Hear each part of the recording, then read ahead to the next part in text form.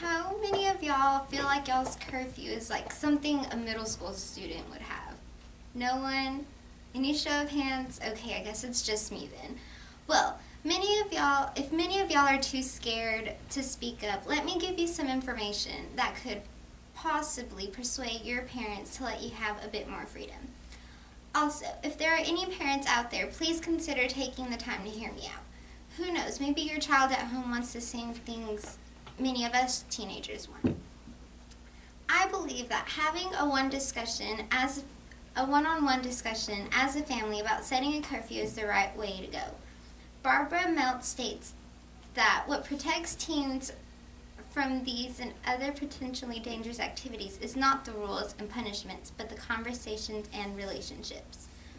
All children, even teens, feel safer when they know that their parents are paying attention to them and when they know what their boundaries are and the limits, and which holds them accountable. Barbara Meltz also states that teens also need to know that they're a responsible person. You could tell them, I'd rather have you call me to say you're going to be late than have you speeding on your way home. You may be surprised to see that they won't abuse that privilege. Some of the cons about not having a discussion as a family would probably be having your child go behind your back and a lot of lies being said and just having an unhealthy relationship with your child. And also, I think that being able to hear both sides of the story is also a really good way to go. Because a curfew not only protects a teenager from exposure to late night risk, but it also protects them from responsibility. It helps the teenager realize that once your parent gives you this freedom, it's up to you if you're going to be responsible with it or not. Carl Pickard states that a curfew is usually a contract in 4 parts. Part 1 was to agree on a time of return.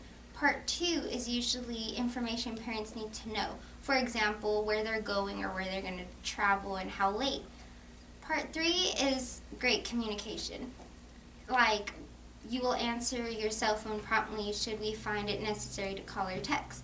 Part 4 is managing later night out freedom without troubling or harming the incident. The more faithfully the teenager keeps the curfew contract, the more curfew freedom the teenager gets. Some of the cons that lead to lack of communication would be teenagers risking themselves depending on the extremities the teen is willing to go.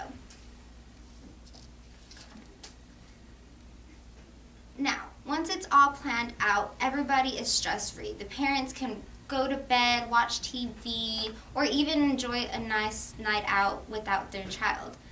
And the teenagers get the freedom that they've always wanted. Although some people may disagree with the majority of what I just said, I think it's a great idea for teens and parents to sit down and discuss this as a family. It's a great opportunity for everyone to get their point across and having some of their ideas portrayed in the planning. Now, wouldn't y'all all want a curfew where your parents are happy and pleased and stress-free while you get some of the freedom you want? And that's it.